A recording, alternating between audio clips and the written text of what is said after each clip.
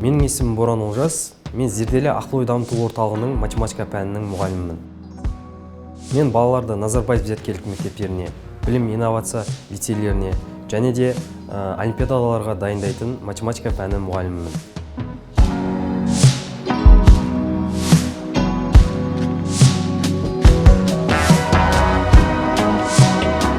Мен Зерделіде осы жұмыс істеп жатқаныма 3-ші жыл болды.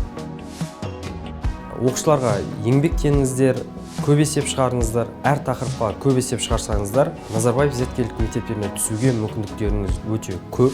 Және де барлық пәнді, тек қана математика емес, барлық пәнді қатар дайындалсаңыздар, өздеріңізге тиімді болады.